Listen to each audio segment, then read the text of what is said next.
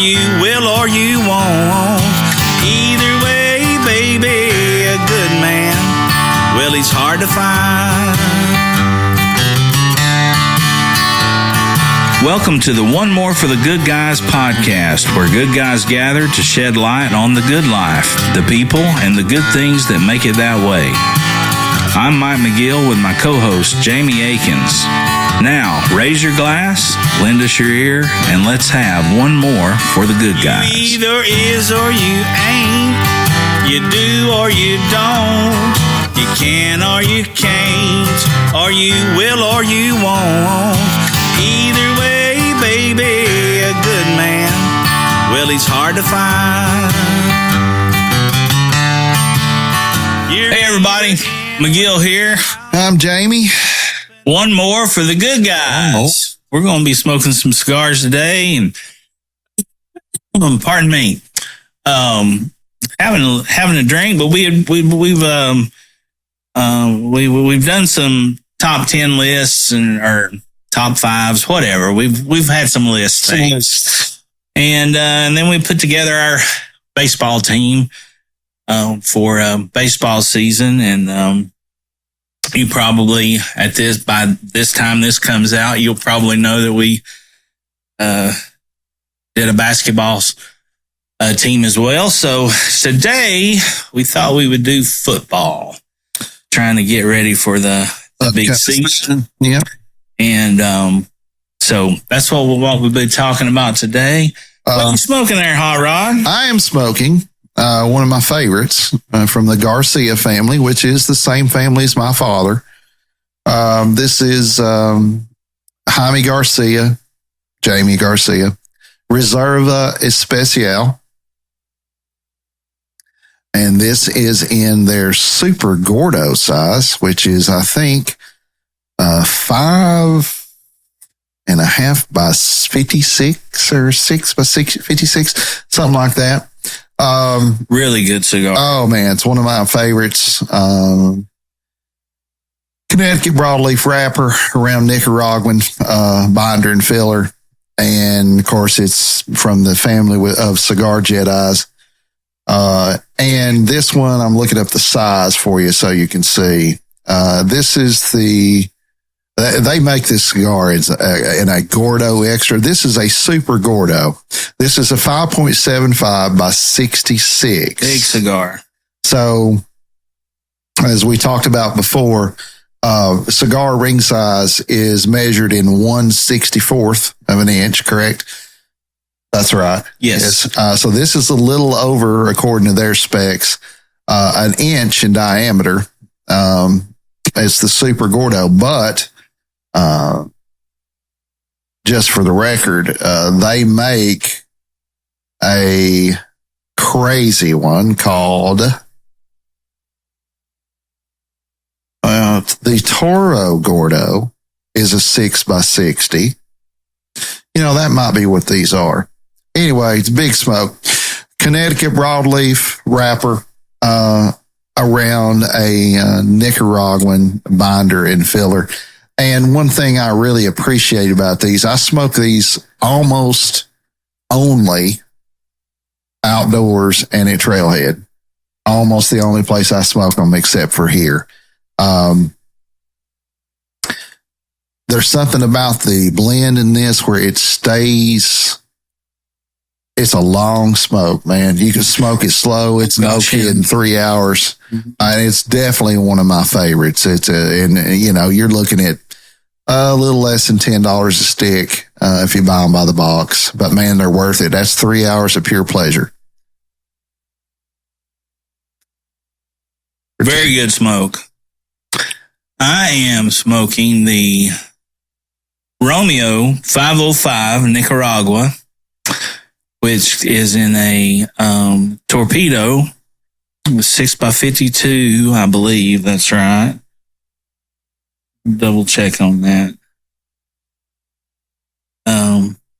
Yeah. But it is a, I don't know why this cigar didn't get over more than, well, you said that the other night. It did. I I've got an opinion on that. But go ahead and tell about what it's made of. But I got an opinion about okay, I'd love to hear it. No, this is the Romeo 505 in Torpedo. It is a Habano seed wrapper grown in Nicaragua with Nicaraguan binder and fillers. Coffee forward, good spice, not a pepper bomb. You get some red and white pepper. Coffee, pretty nutty.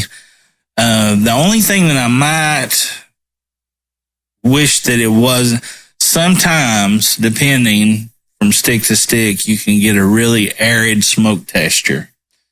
So you can get it can kind of be a dry mouth cigar. Okay. You've had those before. Yeah. But the thing about these they're probably nearly 2 or 3 years old. And, man, I got a deal on them. I got them a box of 20 for under $100. Oh, wow. So it was just like, well, it's a no brainer. Aficionado rated them a 91. I'd probably rate them a 90. They're just your average good smoke. There's nothing really crazy special about them, but medium body, not overpowering, just good smoke. What's your thoughts? The band sucks. Really? Well, you don't like that? Well, I didn't. It's not necessarily that I don't like it, but you're trying to compete with bands that look like this. Yeah. And the My Father band that's all shiny and all this. It's not. It looks like something that an 8th grader put together on Word and just printed out. It's not the band. That is not what I would consider if they took that band off and they put in something that had the Romeo label on it and looked, so now they're over now. I just think that could be. I just think the band leaves a lot to be desired because a lot of people, like you said many times, they buy with their eyes. So that's one reason they don't sell, because I've had them. You gave me one too, and they're very good. They're very good smoke, and at $5, hell, you can't beat that, man. Well, and that being a Nicaraguan smoke and pretty much all Nicaraguan grown tobaccos, to be that, to be a true medium body, right, without blowing your face off with pepper and earth and all that stuff. It's just, compared to this is a much lighter cigar compared to that Cohiba Royale that I smoked on. Oh yeah, the first, the last episode. But at any rate, that's what we're smoking. We're talking football. We have not shared our picks, much like we didn't on baseball, much like we didn't on basketball. We came up with the idea. We each picked our own starting defensive team, starting offensive team, and our head coach. Did we pick a coach on this? Mm-hmm. So, with that being said, where you want to start? I've got defense pulled up. I think defense. I love defense. Let's do defense. Also, real quick, this goes, we're not picking Jim Thorpe or Red Grange or, the Galloping Ghost and all that shit. It's people that we got to see play and or are familiar with from a fan's point of view, as well as we have picked position players that actually played the position that we picked them for. We just didn't say, for the defensive line, we didn't pick 4 edge rushers. Which, by the way, for all you assholes that love that edge rusher thing, as Belichick said in the draft show with McAfee, it's the defense. How about we call them defensive end, fellas? Yeah. Is that what he said? Enough with this edge rushing shit. Is that what he said? Oh, yeah, I totally said it. And if you didn't watch that, man, it was great.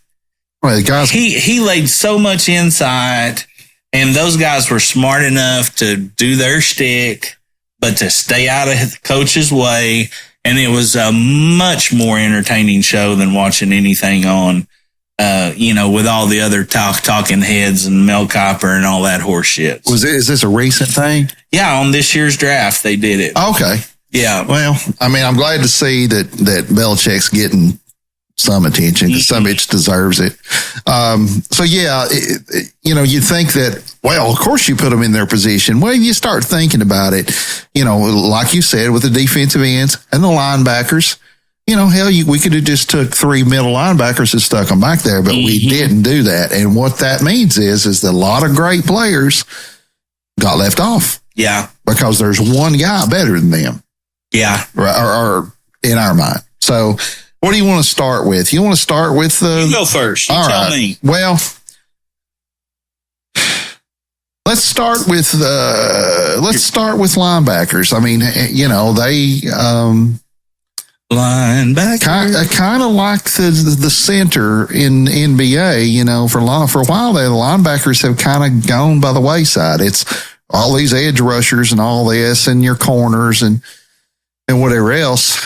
And linebackers have been, and a lot of that's got to do with the run game's kind of gone away. But I'm going to start on outside linebacker. Okay. And I picked right and left outside linebackers, but because those guys interchange, I just call it outside. 2 outsides and 1 interior. Okay. My first outside linebacker was really a unanimous choice for my list. There's no way I could leave this guy off of any list, even though I despised this team back then. Speaking of Belichick was his defensive coordinator. Yeah. But Lawrence Taylor is the prototype outside linebacker still right now. Yeah. And the guy's been retired for 20 years. So at least 20. Yeah. And I just don't. He was a freak. We had mentioned in the basketball episode about Zion Williamson. I meant to say this. Zion Williamson's like LeVar Arrington. Coming out when Arrington was at Penn State, everybody's like, this is the greatest athlete to ever play linebacker ever. He jumped over the line. He's got that highlight reel. Yeah. Arrington's not on my all-time list, though, is he? Lawrence Taylor is. And, hey, that guy's a man among men on the field. Taylor was my choice as well. Yeah. We'll just get that out of the way. 6'3", 237, 2-time Super Bowl champ, NFL MVP. Think about that. A defensive, yeah. NFL MVP as a linebacker. Yeah. They wouldn't do that these days. NFL Defensive Rookie of the Year in 81, 3-time NFL Defensive Player of the Year. And of course, first ballot Hall of Famer. NFL, he led sacks in 86, all decade team, 10-time Pro Bowl, 2-time, 8-time All Pro. 100 was on the 100th anniversary all-time team. New York Giants Ring of Honor. Jersey retired. ACC Player of the Year in 1980. And the number 98 was also retired by the Tar Heels of North Carolina. Finished his career with 1,088 tackles, 132 and a half sacks, 11 fumble recoveries, 9 interceptions, and 2 defensive touchdowns. 132 sacks from behind the line. Changed the game. Completely changed the game. I was just thinking, a lot of times they'll do these lists on ESPN or any of the sports sites, and they'll let the fans vote. I would venture to speculate that if we were to put this out for a vote, say of 1,000 people that knew football, that this guy is probably on every list. Mm-hmm. I've got 3 or 4 guys on my list on offense and defense total that I think would make anybody's list. I don't see how you keep this guy off of your every team ever. There's just no way. The guy, anyway. Other than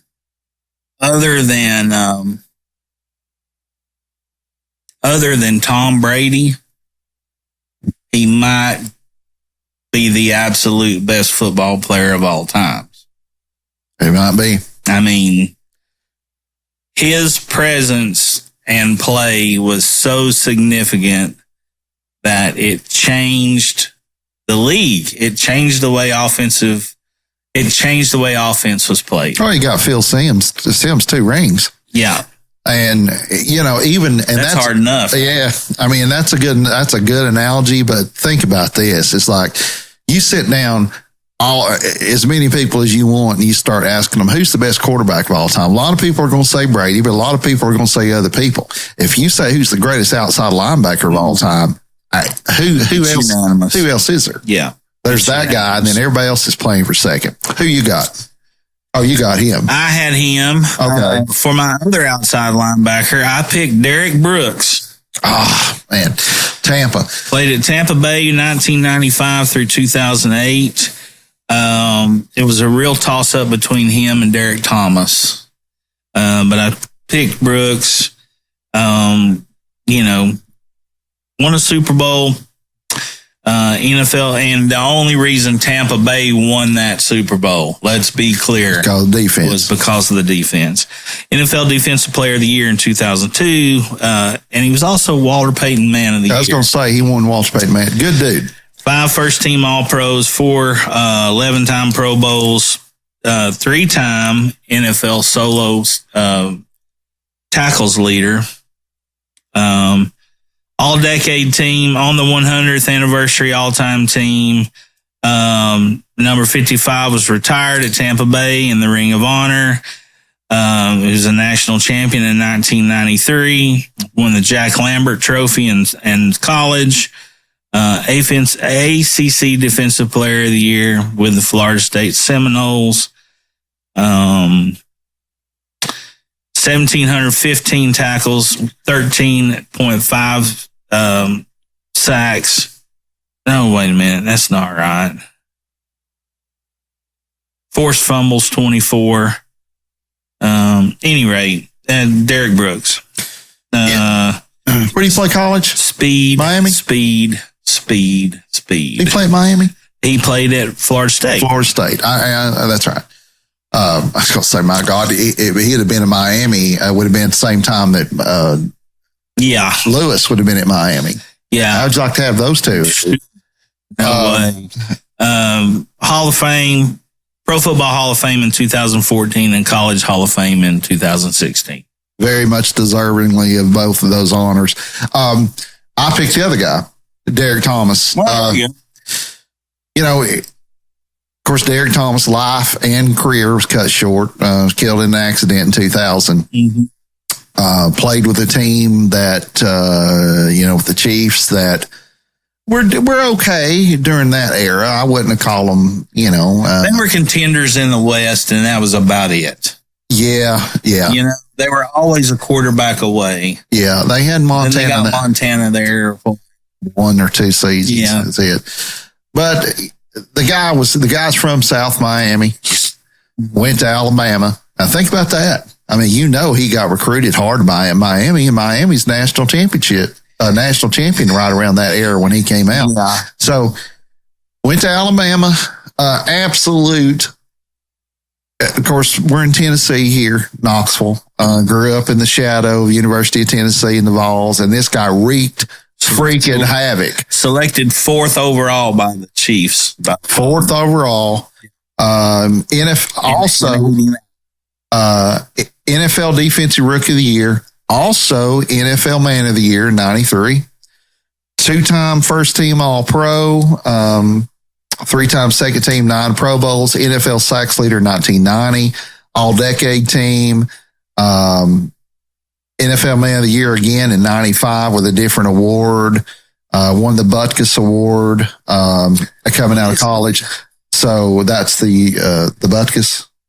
Yes, Butkus Award winner. Yeah, that's for the top linebacker in college. 126.5 sacks, so just 6 shy of Taylor. Yeah, and 3 safeties. Yeah, and 41 forced fumbles, 19 recoveries, 4 defensive touchdowns. Right, Pro Football Hall of Fame and College Football Hall of Fame. Yeah. Can't go wrong with either Derek right there. No. And, of course, life cut short. I didn't realize or as Derek Dooley's mom would say, Derek. Derek. Go ahead. Sorry. You know what else she would say? Well, you're not your daddy. Yeah. That's what she said. So that's, I had the other guy. Middle linebacker was a little harder for me. I guess that's where we're going next. Sure. We didn't, in the other episode, we did basketball, and because the rosters are so short, we picked up bench players for our list. We did not do that here. So back up. One shot deal, middle linebacker. I picked the guy who I think is the most feared football player in history, especially when he played. This guy was put the monsters in the monster of the Midway. Yeah. And that's Dick Butkus. Obviously, a great collegiate player, the top linebacker awards named after Dick Butkus, and was absolutely terrifying. I've heard offensive linemen and running backs that had to try to block this guy coming out, and the guy was just an absolute, it was insane. Yeah. So that's who I went with. Little bit before my time, but still. Well, I mean, and was evidently was a heck of a guy off the field. I mean, and teammate, had a big career. Funny as hell. With TV and movies. Yeah. Of course, we all remember, if you're a certain age, all of us remember the Tastes Great, Les Fillen. Yeah. He was part of that whole gang. But no, I can't. I mean, I think that's a great pick. Been dead less than a year. Yeah, that's true. I also picked a bear, but I picked the Samurai, Mike Singletary. Well, probably part of one of the best defenses in the NFL history. For regular season, I think it's hands down the best defense. Oh, they lost one game. Yeah. To Dan Marino, as it were. Yeah. And what's funny about that is, what was the guy? It was the offensive lineman, big guy out of Pitt.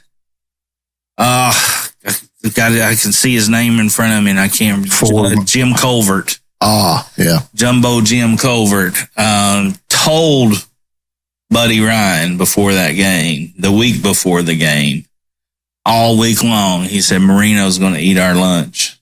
Don't do what you're wanting to do. Really? Yes. And that's exactly what happened. And they were teammates at Pitt, Colvert and Marino. Oh, so he knew what to expect. Yeah. He was his, I can't remember. I guess he was a tackle, maybe a guard. I don't remember now, but I picked Samurai Mike Singletary, played with the Bears.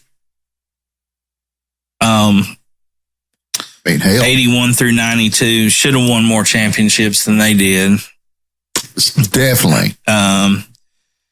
2-time NFL Defensive Player of the Year, NFL Man of the Year, 7-time All-Pro, 10-time Pro Bowl, NFL All-Decade Team, Bart Starr Award, 100 Greatest Bears of all time.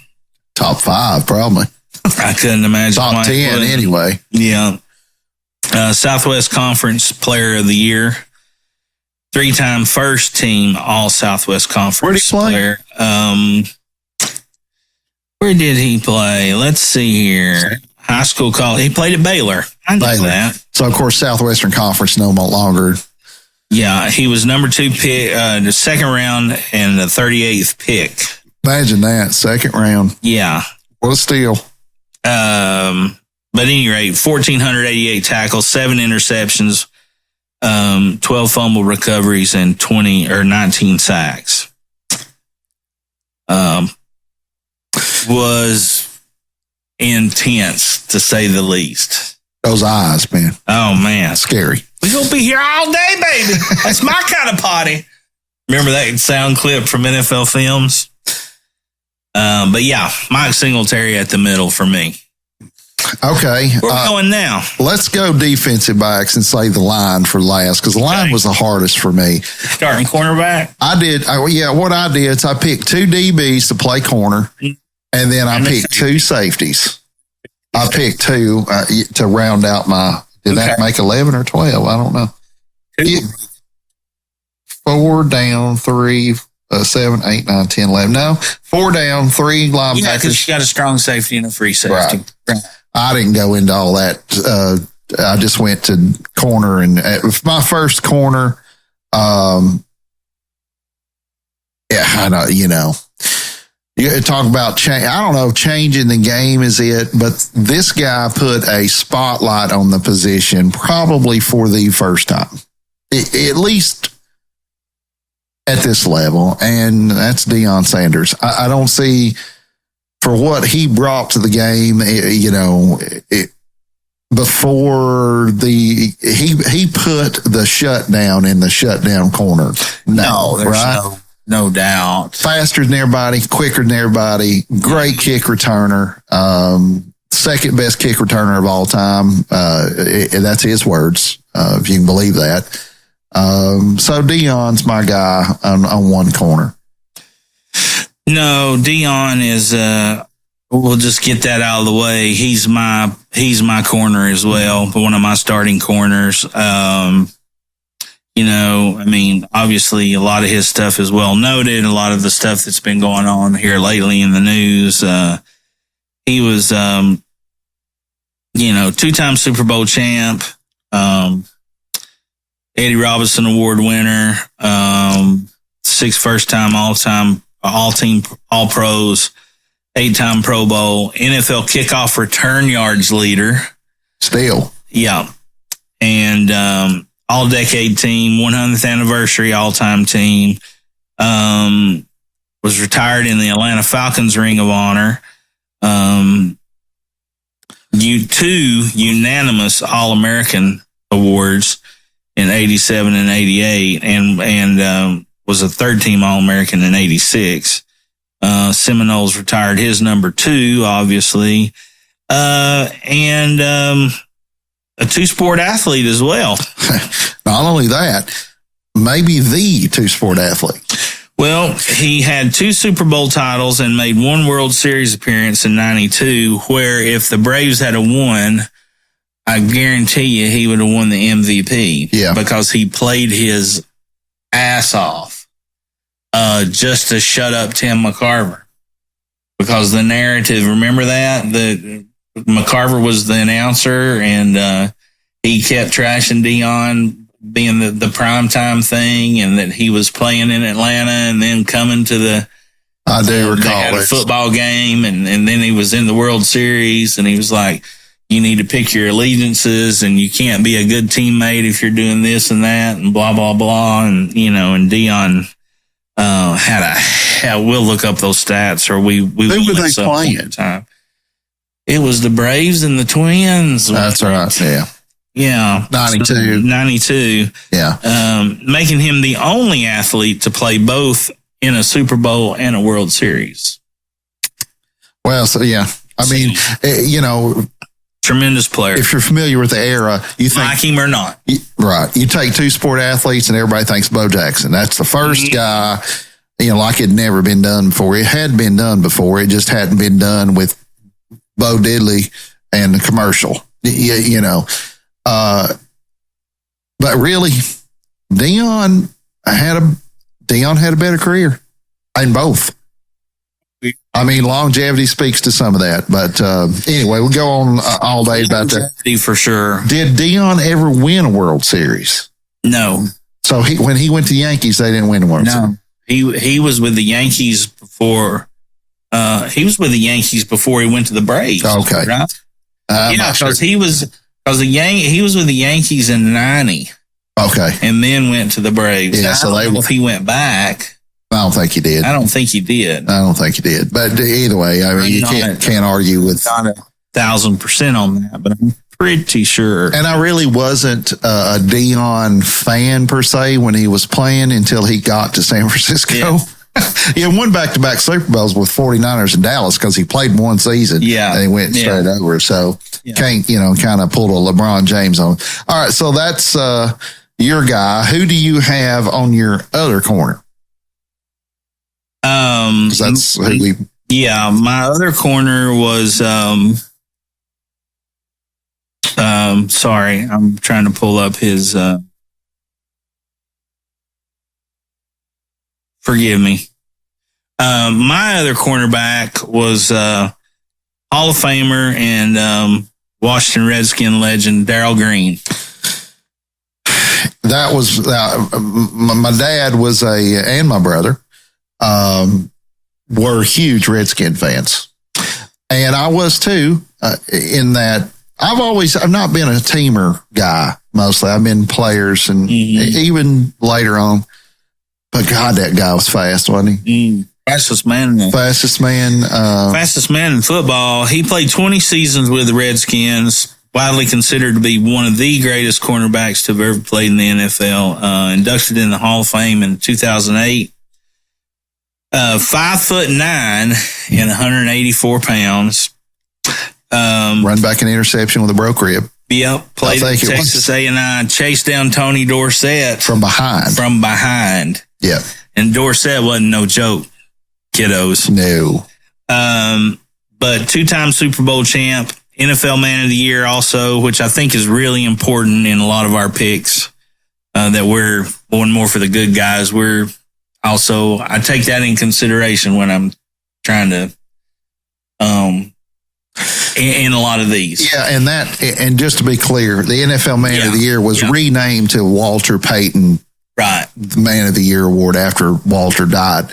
So same award. But yeah, I mean, 4 first-team All-Pros, 7-time Pro Bowl, all-decade team in the 90s, 100th greatest anniversary all-time team, 80 greatest Redskins. Also retired to the number 28, which is my favorite number, for y'all wanting to know. Is there a reason behind that, or is it just because the 28? That was my first football number. Oh, okay.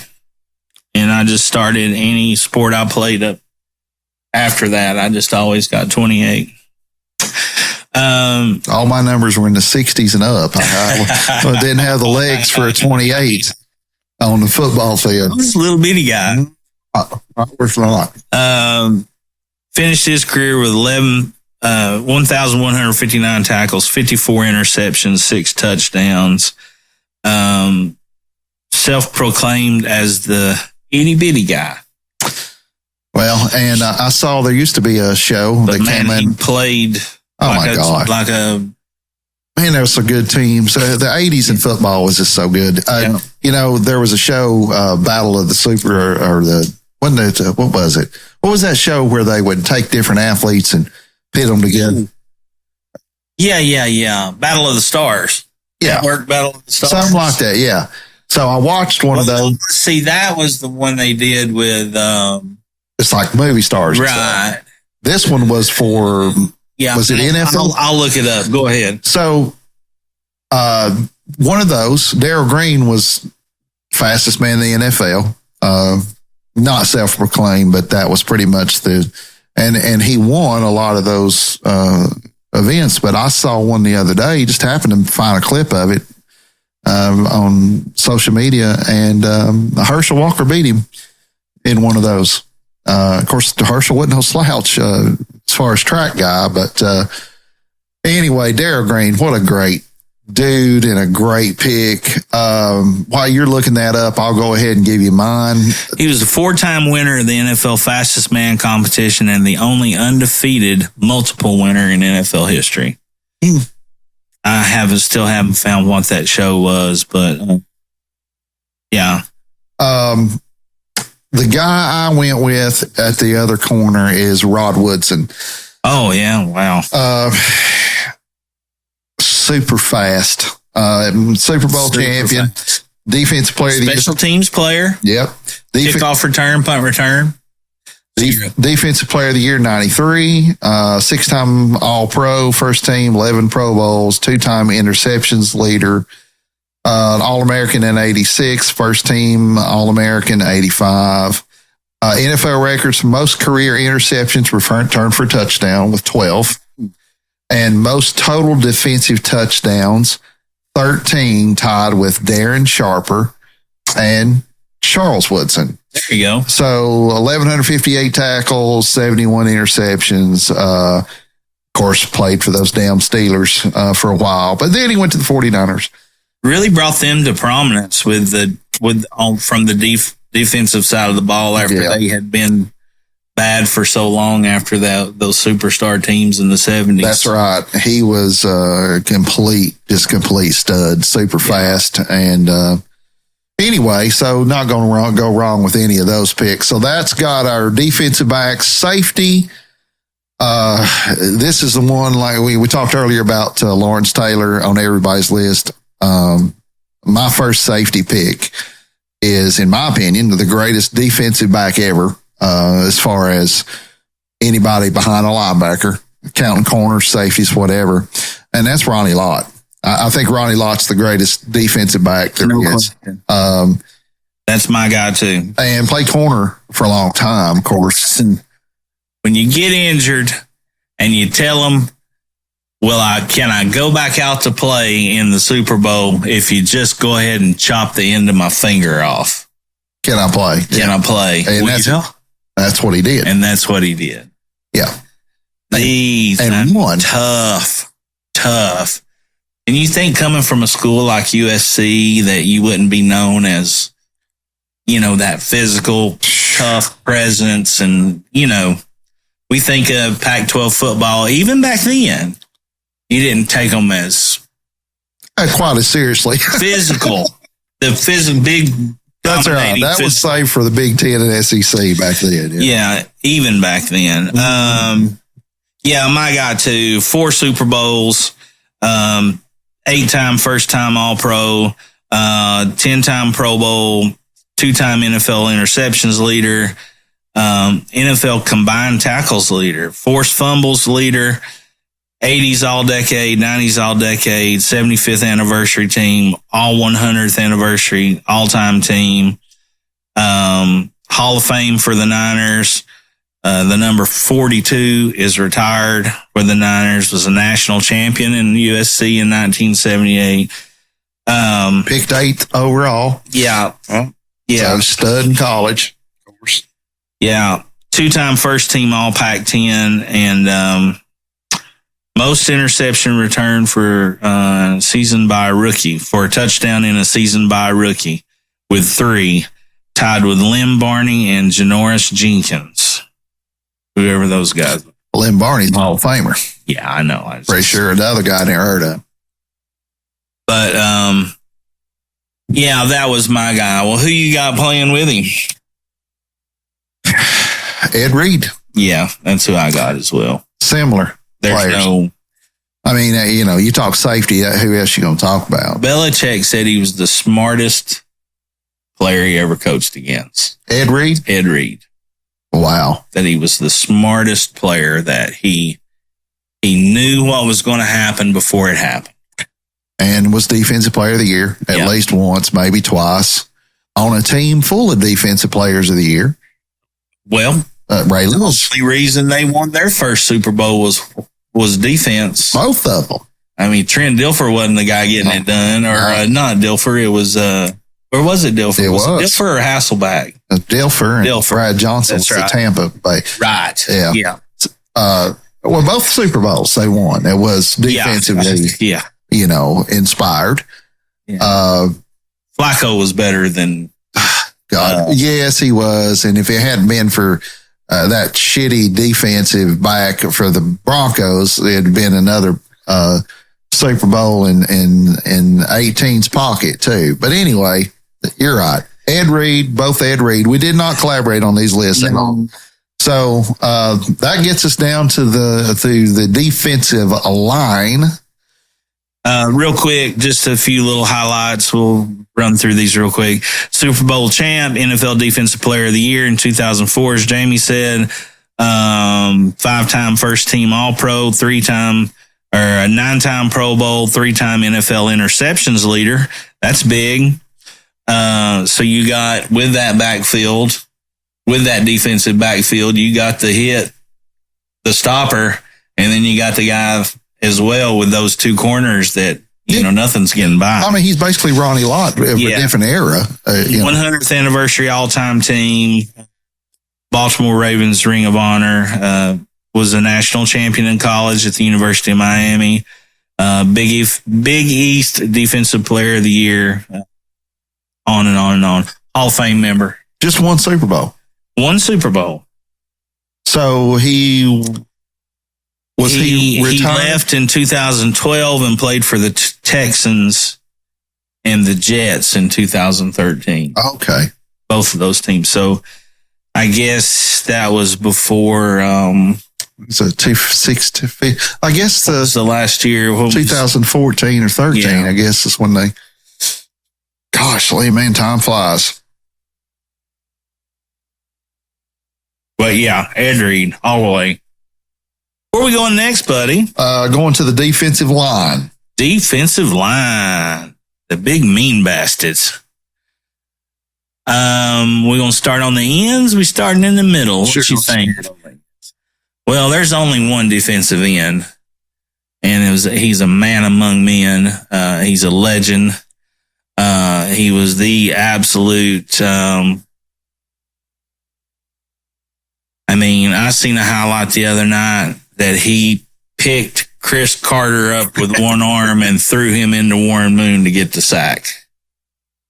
And that is the Minister of Defense, Reggie White. He played here at the University of Tennessee. He was a Vol as well.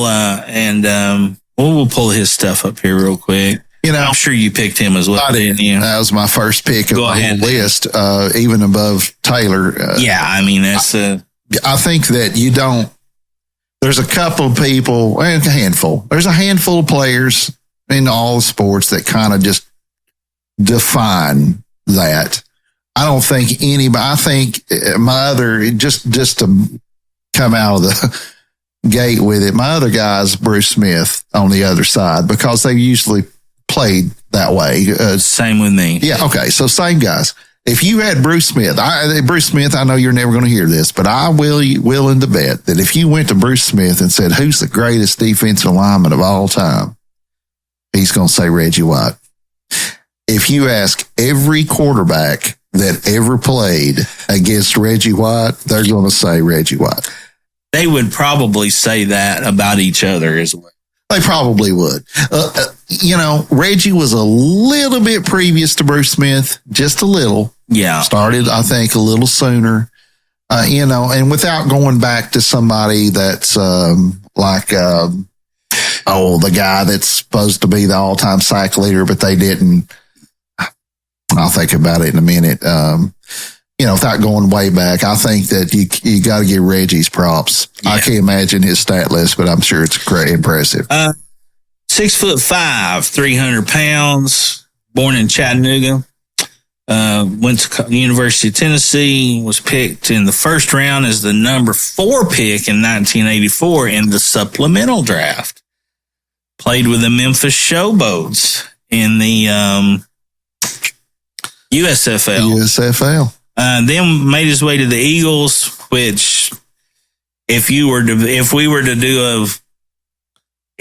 do a team offense, team defense, that Eagles era would have to be right in there with the Bears, Ravens. and the Ravens and any of those. They were that damn good. Well, coached with the same guy. Yeah. Buddy Ryan was the Bears and Eagles, right? He was a head coach then. Yeah. So, and then finally made it to the Packers from 93 to 98 because Mike Holmgren left a message on his answer machine saying, because he kept asking Reggie, are you gonna sign with us? Are you gonna come up to Green Bay and play? And he said, I'm gonna do what God wants me to do. Holmgren called him and left a voice message on his answer machine saying, "Reggie, this is God, and you need to go to Green Bay." I bet I've spoke to Coach Holmgren. But at any rate, Super Bowl champ, two-time NFL Defensive Player of the Year, man of the year, 13 Pro Bowls, twice the NFL sacks leader, 80s, 90s, 75th anniversary, and 100th anniversary all-time team. Retired in the Hall of Fame with the Eagles, retired for the Packers, SEC Player of the Year in 1983, first team All-SEC 83. Of course, number 92 was retired at the Tennessee Volunteers. Most consecutive seasons as a sack leader with 2. Most consecutive seasons with 10-plus sacks with 9. Wow. And most seasons with 15-plus sacks, and that was 5 seasons. So 1,111 tackles, 198 sacks, 33 forced fumbles, 20 recoveries, 39 interceptions, and 2 touchdowns, defensive touchdowns. In other words, a man among men. Yeah. Those that two Hunt move. Oh, when he came off the edge, it was, as they say in the Northeast, it was over. Well, and also, Reggie played from the left side. Yeah. Facing the quarterback. They knew he was coming. Yeah. Bruce played on the other side. Mm-hmm. And, if you're a lefty, then okay, it's null and void. But the interior linemen were harder for me. But just real quick, give Bruce some props. Number 78 with the defensive end with the Buffalo Bills. Born in Norfolk, Virginia, 6'4", 272 pounds. Played his college ball at Virginia Tech, was round 1, first pick overall in 1985. Wow. 2-time NFL Defensive Player of the Year, 11-time Pro Bowler, 2-time NFL forced fumbles, 80s, 90s, 100th anniversary all-time team, Bills Hall of Fame, number retired, Allen Trophy winner. Consistent All-American, first team All-American, and 0-4 in Super Bowls. 0-4 in the Super Bowls, yeah.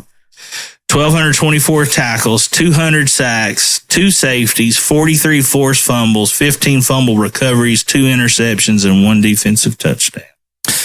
And obviously all-time sack leader. No. He's not. The guy in New York is.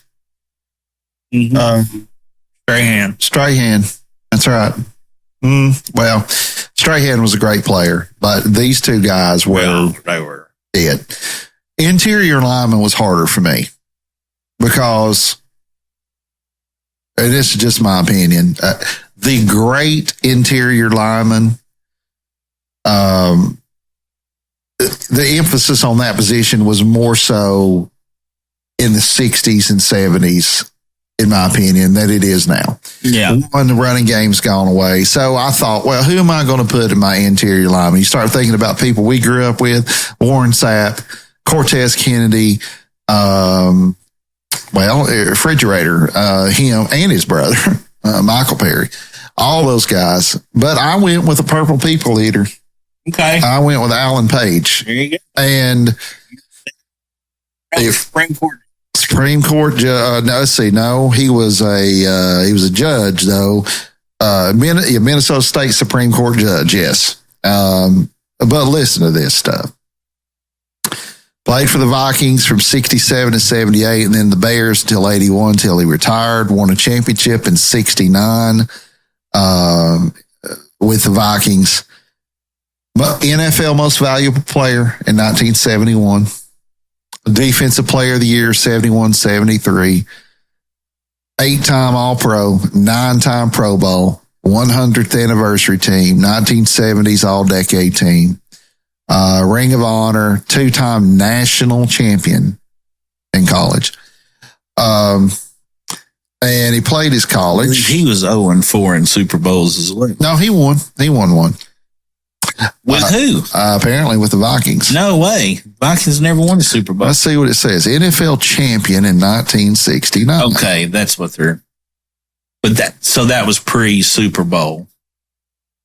I guess so. Prior to the merger, that's correct. So won a championship before then, but played at Notre Dame. And the first defensive player in NFL history to win the MVP award, and it's only been done with Lawrence Taylor since. So the guy was an absolute wrecking ball in the center. And then, like I said, Minnesota Supreme Court judge. He's passed away now, but good while. It's been gone for. No, I'm sorry, he's not passed. Yeah, no, he's not passed away. He has been out of office for a while. I read it wrong. His wife has passed away. Got 4 kids. Presidential Medal of Freedom in 2018. So, yeah, picked 15th overall in 1967. So, anyway, if you win the MVP in the NFL as a defensive player, you're probably pretty good. Yeah. Yeah. No doubt about it. So that's one of my guys. I'll go old school with you on that. All right. One of my picks for I listed them all as defensive tackles. I mean, they're defensive linemen. But Charles Edward Green, born September 24th, 1946, better known as Mean Joe Green. Wow.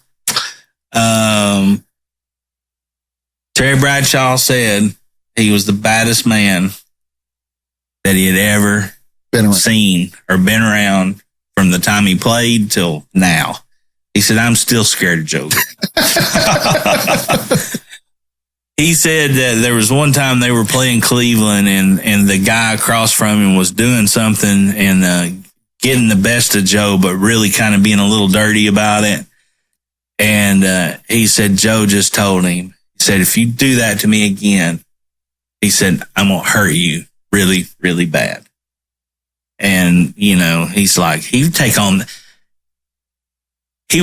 teams and beat them up. I mean, cause evidently if you see interviews and stuff with him, he's really soft spoken and well spoken and, just seems like this sweetheart of a guy, but he was just always, he said he just had this, he was just volatile, just ready to explode at any time.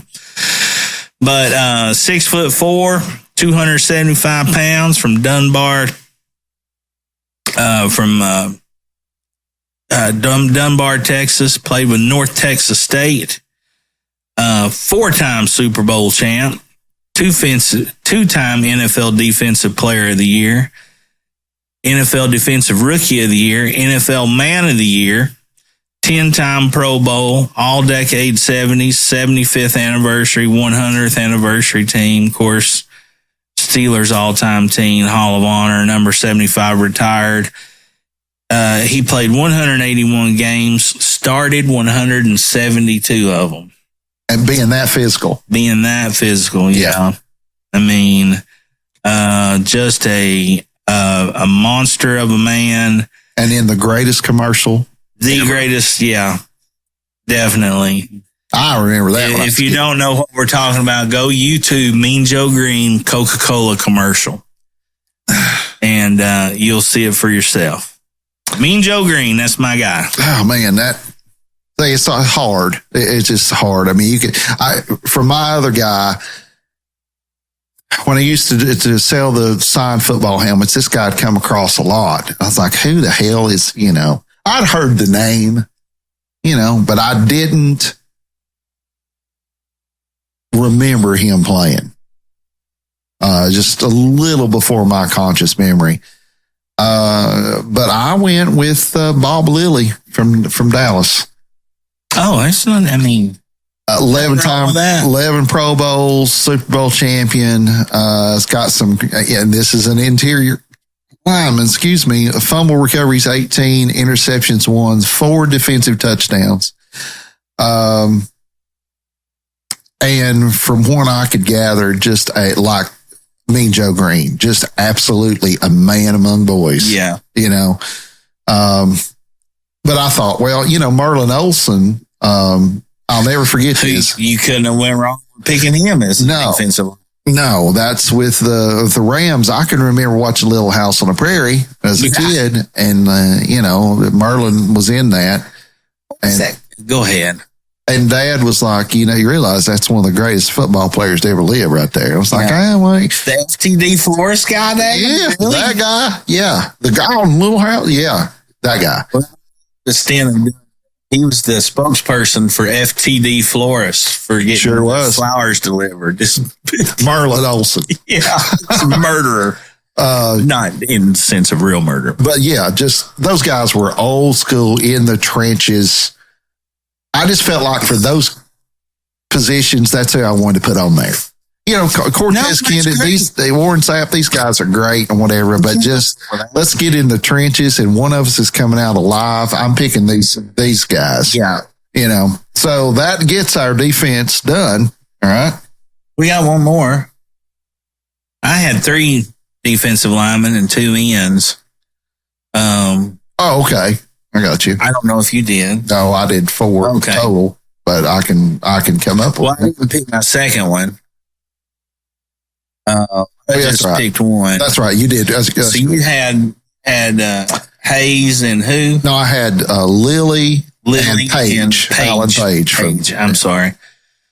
And I had Mean Joe Green. I'm going to go old school, but there's also a new school guy in there that I do have on my list as a third pick, but I don't know why I have it on there as a third pick.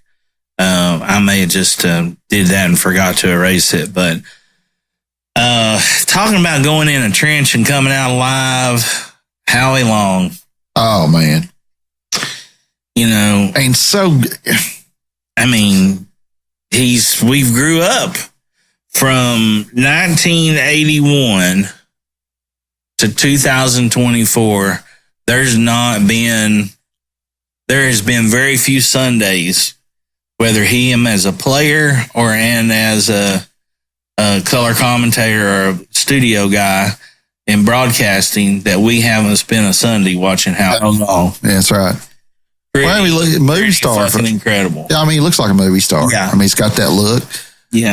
That big lunchbox head. But absolute tyrant on the football field. That he'd rip your arms off and beat you to death with them. Played college at Villanova. Second round at pick number 48. Went to the Raiders from 81 to 93, back when the Raiders is an autumn wind. Super Bowl champ, NFL Defensive Player of the Year, 8-time Pro Bowl, of course, Hall of Fame,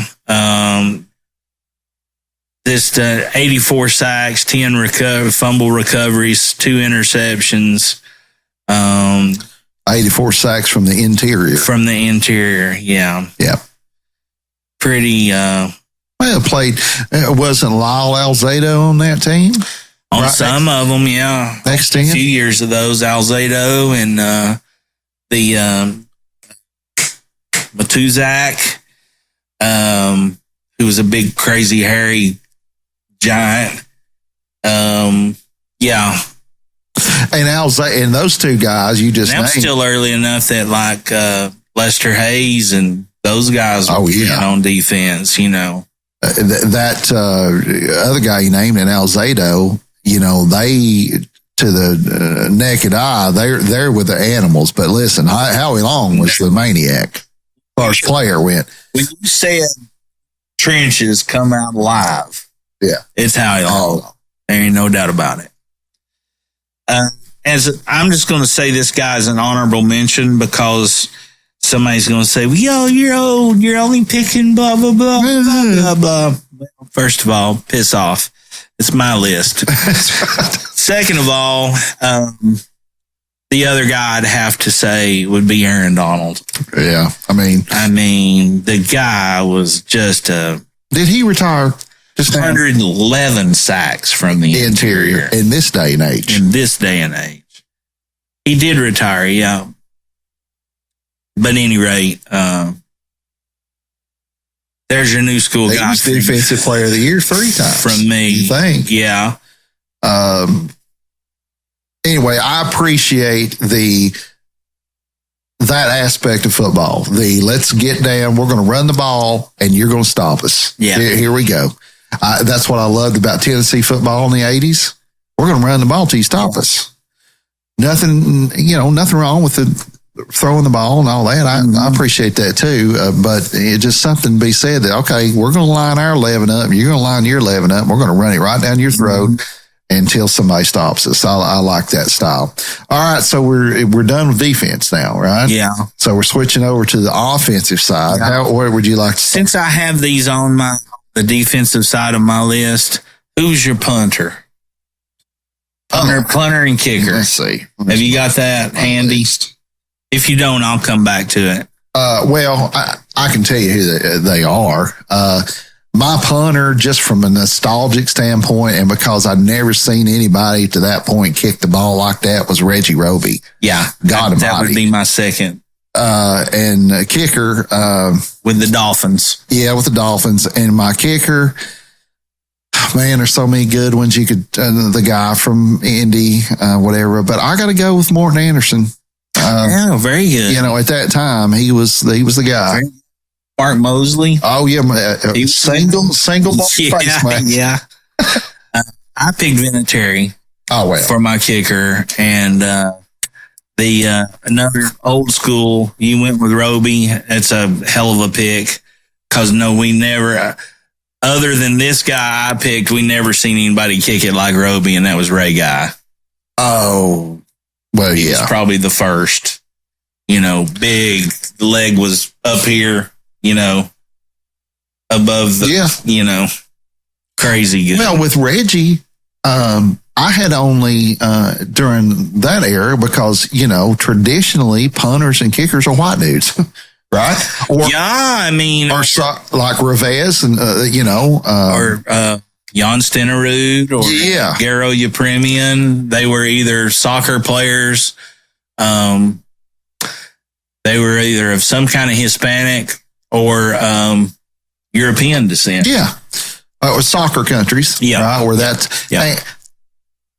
But I can only think of two black guys kicking football, and it's Reggie Roby and, by God, Randall Cunningham. Oh.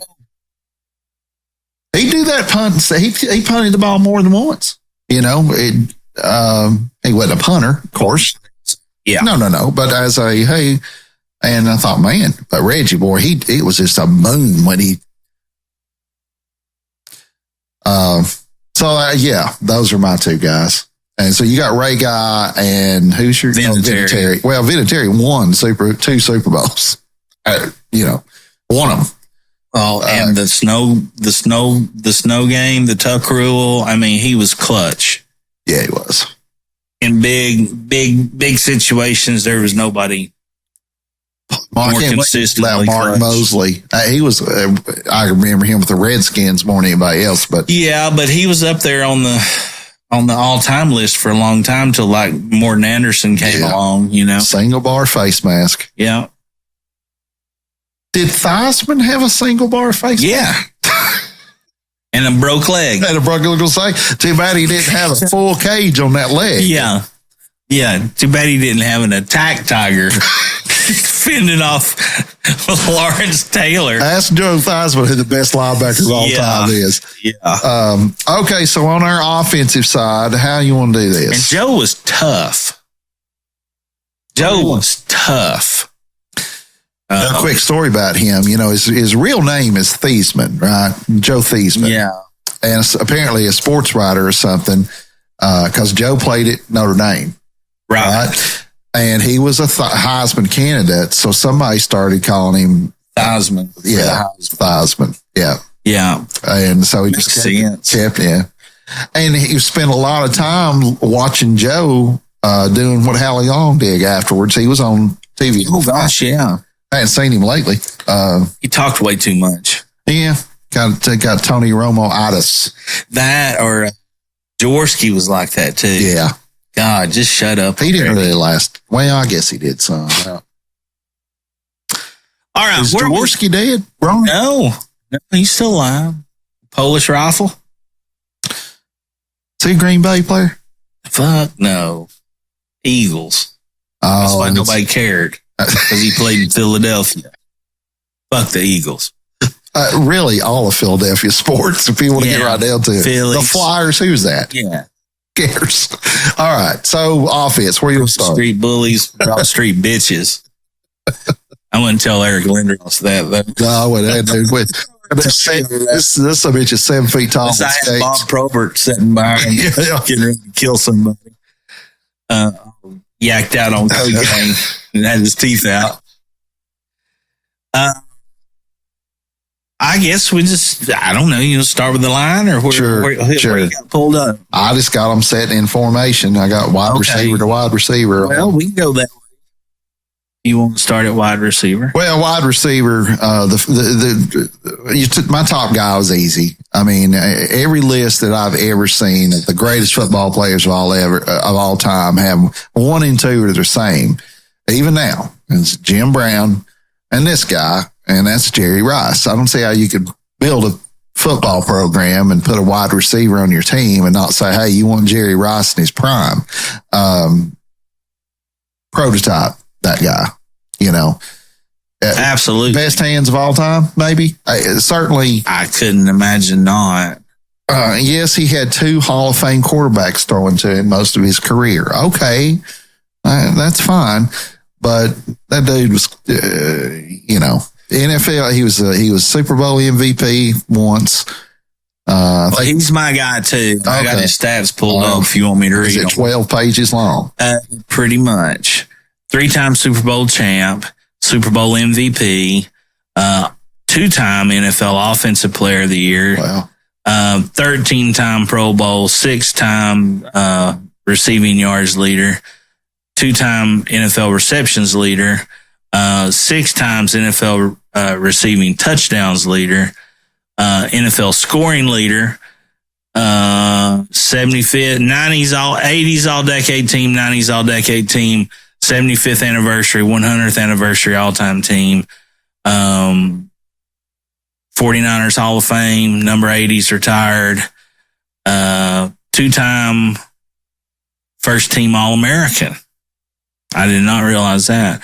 Most career receptions in the NFL, most career receiving yards, most career receiving touchdowns, most career total touchdowns, and most career all-purpose yards. He's Wayne Gretzky. Yeah. The football. No, he's got every record that you can imagine. For sure. Yeah. So that's who I picked. Me too. I only picked 2. No, I picked 3 receivers total. That's how I didn't go with a tight end. Because I picked a tight end. Okay, well, that's fine. Yeah. Who you got as your other receiver? Randy Moss. That's who I got.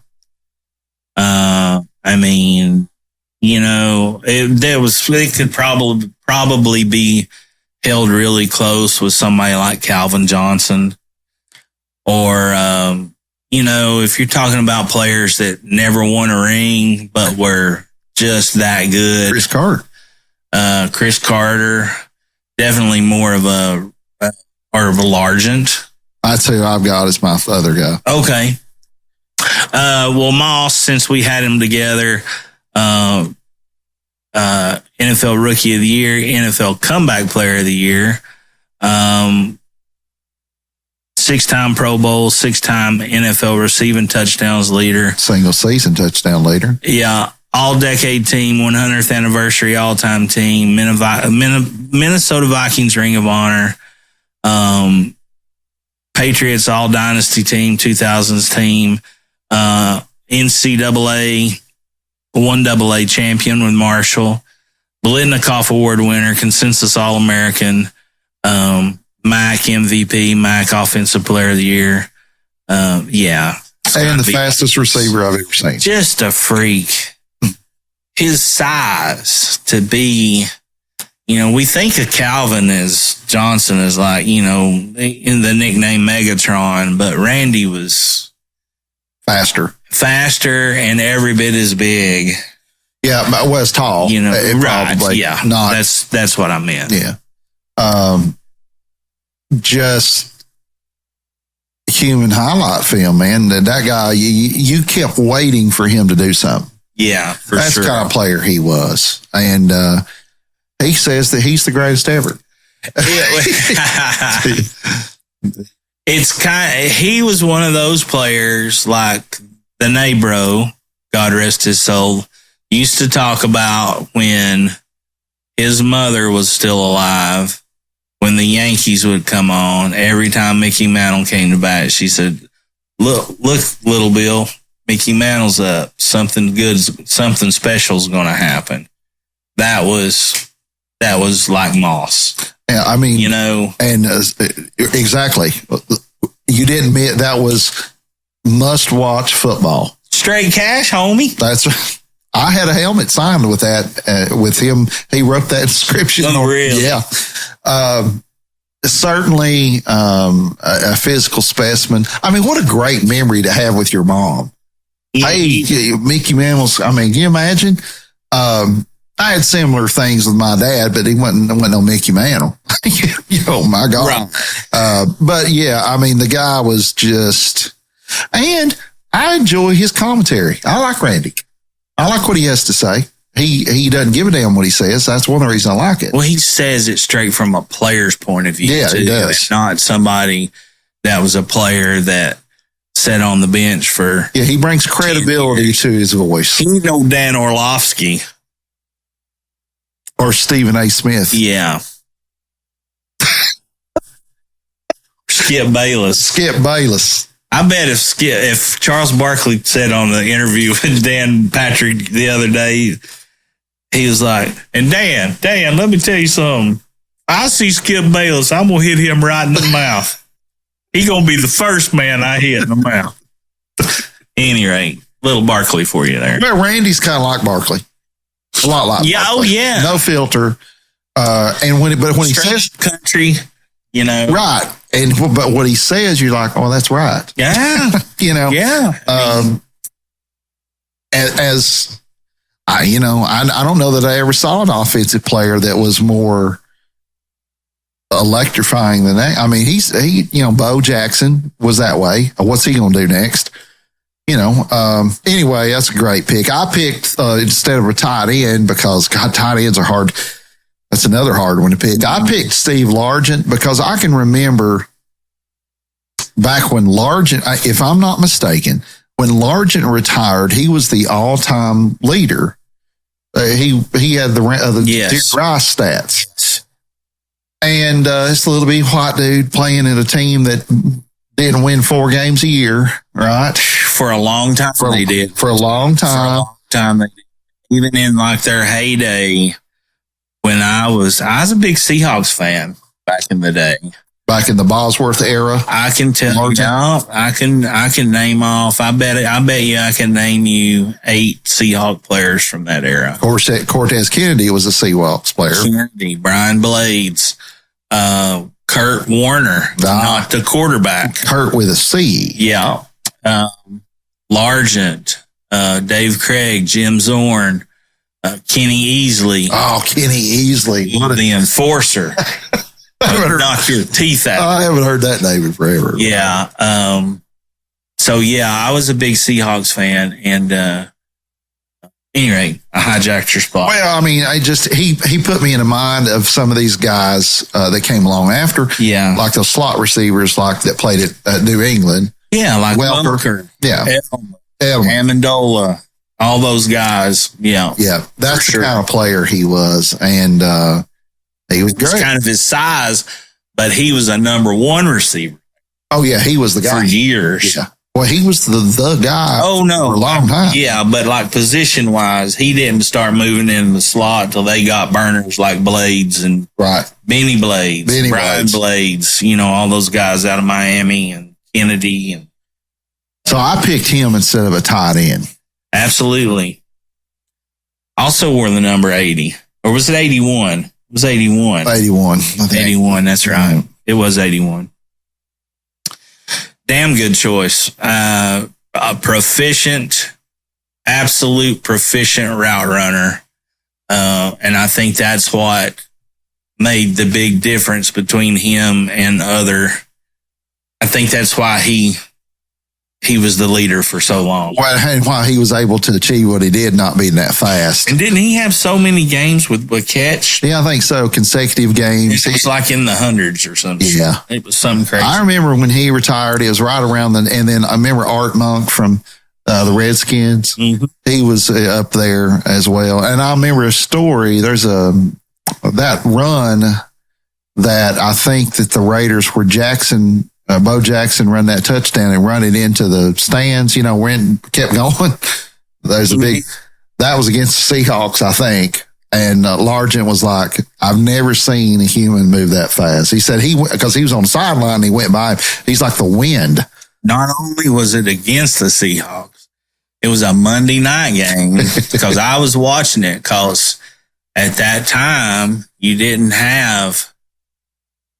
you had the 3 games on Sunday and you had Monday night. And that was you didn't it. have a Thursday night game. You didn't have them playing in fucking Kazakhstan or Bolivia or anywhere else the fuck else they're going to play this year.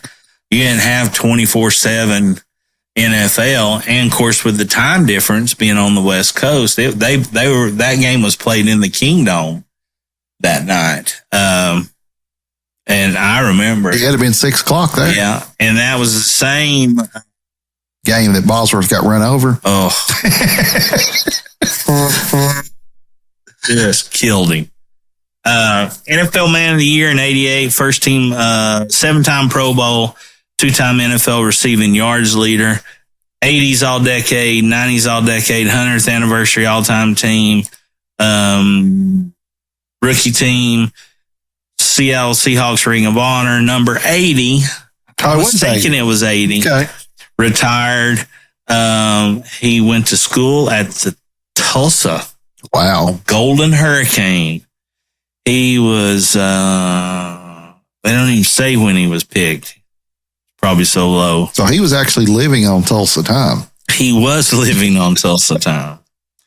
819 receptions, 13,089 receiving yards, 100 touchdowns. 100 touchdowns and retired what? In the early 90s. Was elected in the Pro Football Hall of Fame in 95, played 14 years. So he had to quit in 90. It's a 5-year wait. Right. He was drafted by the Oilers in 76, traded to the Seahawks, played 14 years. So 76, 14, it would be 90. You're right. Yeah. Wow. So he was retiring. He was on the outs about the time that. And then after he retired, he was elected. He served as U.S. House of Representatives for Oklahoma's 1st congressional district. Yeah, I remember serving 4 terms, 94 through 2002, and winning over 60% of the vote in each election. Ran for governor of Oklahoma, which narrowly lost in 2002. Interesting the way these guys, I don't know if he's originally from Oklahoma, but it's like with Kevin McHale we were talking about in a previous episode. He got out and he went to Minnesota to build a life. Yeah. And then he's back in Oklahoma after playing ball there at college. That's pretty interesting. Who did you have as your tight end? As if I don't already know, I'm pretty sure I know who you got. I picked Gronk. I mean, well, there was. I'm like you. There was a bunch of good ones. I was thinking Gonzalez. I figured you'd pick. You had Gonzalez. You had. I mean, hell, he's still playing, but Kelsey's probably going to be one of those guys. Honestly, by the end of his career, if he stays halfway healthy. Well, hell, you're going to have another Hall of Famer that played right over there now. Jason Witten's going to be in the Hall of Fame. Yeah, Witten was a tremendous, and I hate the Cowboys. Oh, God, me too. Red Sox, Cowboys. Yankees, Cowboys. But I'll tell you an underrated tight end. We'll get to Gronk's numbers here in just a second, but a really underrated tight end that I remember from back in the day of Dallas's glory days was Jay Novacek. Oh, absolutely. Nobody talks about that guy and how much, I mean, Hey, listen, they talk about Michael Irvin, the playmaker, and all that shit all they want. And Irving was a bad, bad man. He was a great receiver and an all-time great receiver. But if Troy Aikman didn't have Jay Novacek, they would have been in big, big trouble. Yeah. That guy caught a lot of passes from Troy Aikman. Yeah, he was a lot of passes from his Troy. His equivalent nemesis, if you will, was Navarro at Giants at the same time. Yeah. They were kind of, if I remember correctly, but Navarro was a bigger guy. Yeah. It was so funny because it was stereotypical.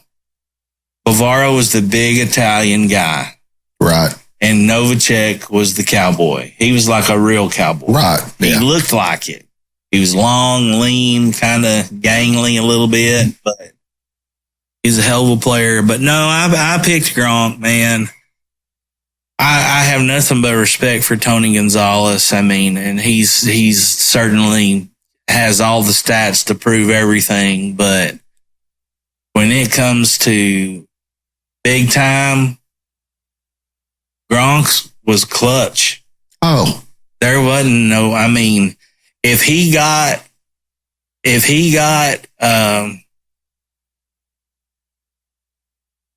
a corner or a linebacker played up on him on the line, it was touchdown. Oh yeah, because he was so big and so fast and strong. He could run strong that he would just run by him. Yep. You know, and obviously, God, at one time they had him, you know, and the suicidal murderer over there who wasn't no slouch. No. Himself. No. You know, speaking of that, listen to this. I read that there were, this sounds crazy, but talking about Aaron Hernandez and that team, they won a national championship, that team. They had 121 people on that Florida team.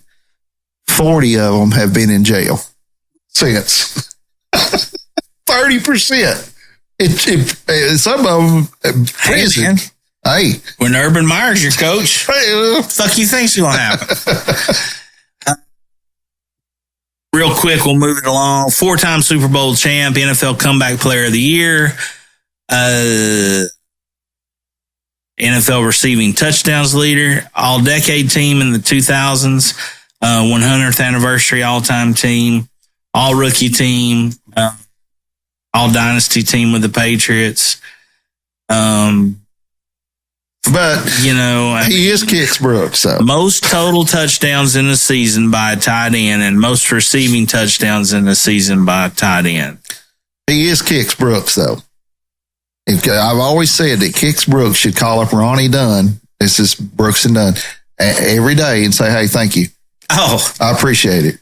Oh, you reckon he's calling up Brady every day and be like, look, thank you. thank you very much. No, he would have been great. Tom. Oh man, have you seen the Tom Brady roast? It's so good. Where she says even no Bitcoin, not real money. That was good, boy. Yeah, it was good. All right, so Gronk, can't argue with that. No, I mean, 10,000 receiving yards, 92 receiving touchdowns, 621 receptions, and 4 Super Bowl rings. I'll take him. So that leaves us with the big guys, the pie eaters, and our quarterback, and the running backs, Well, if we want to talk about, since we. I'd say our running backs are going to be the same. Say so. I mean, I'm just guessing. We have not colluded or know this, but. Well, but if you're the best, you're the best. All right. Let's go with offensive tackles. Okay. Left tackle. And this guy to this day, it's like very few positions. And we've talked about a couple where you get to and you're like, okay, that's the guy there. It's like, there's Reggie White, there's Lawrence Taylor. And this is the left tackle, and this is the guy, and that's Anthony Munoz. Play at Cincinnati. He is almost universally touted as the greatest offensive tackle of all time. So much so that he got his son a scholarship just out of pedigree. Yeah. So that's my guy on the left. Couldn't block a common cold. Couldn't block, yeah. 6'6", 278 pounds, out of Ontario, California. Played his ball from 76 to 79 at USC. Was a first-round pick at number 3 Overall. Played with the Bengals from 80 to 92. Played one season as off-season. That doesn't matter. NFL Man of the Year, 11-time Pro Bowl, NFL 80s All-Decade Team, 75th Anniversary All-Time Team, 100th Anniversary All-Time Team, Cincinnati Bengals Ring of Honor, National Champion in 1978 with USC. Games played, 185. Games started, 182 at left tackle in the National Football League. Wow. And of course, Pro Football Hall of Famer. So the third. First ballot. No doubt. I mean, he's the guy. He's the guy. He was my guy as well in that spot. My guy on the other side was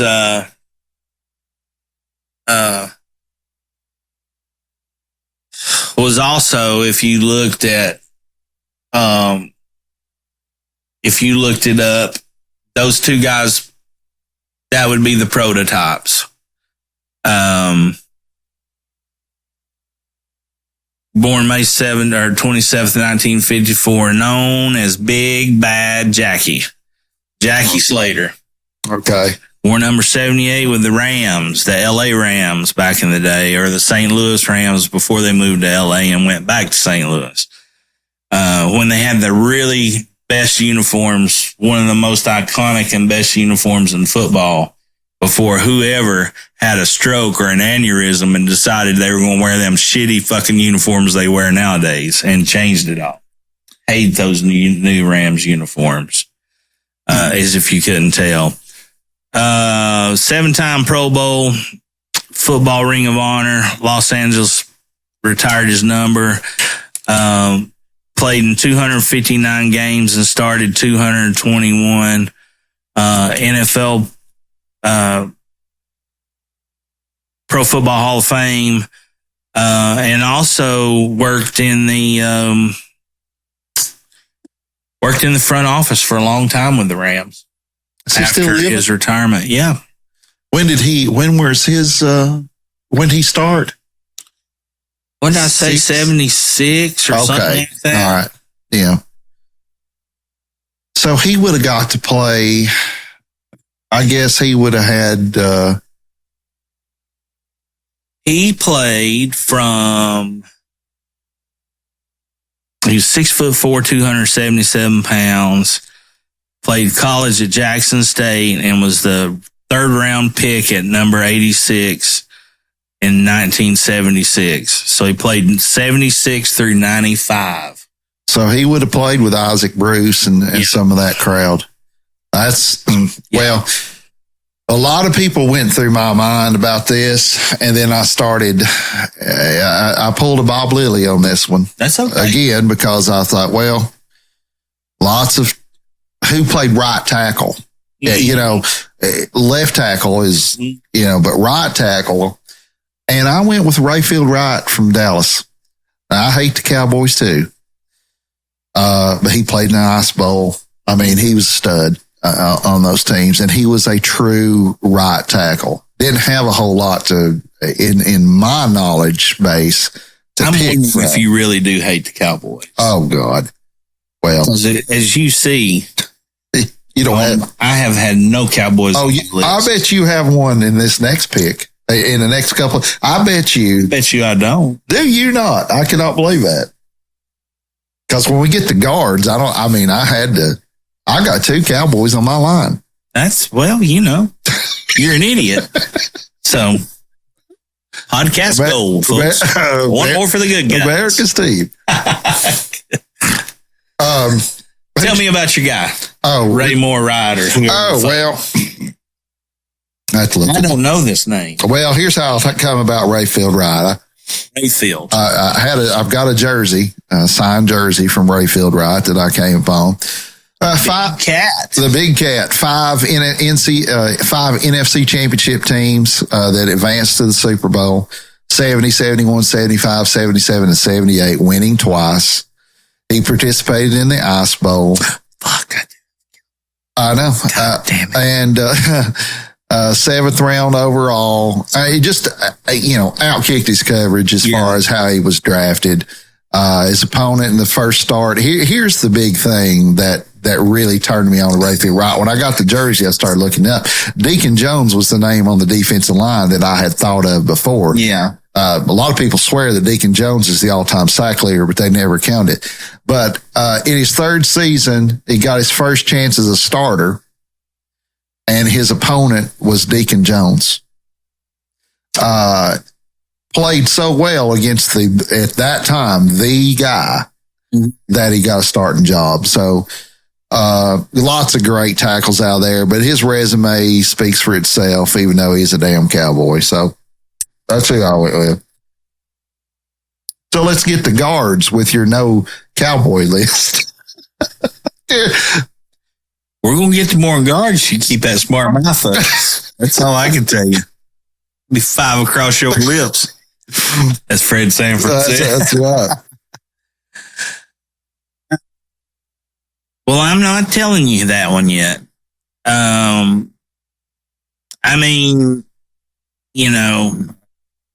can't believe that. I forgot.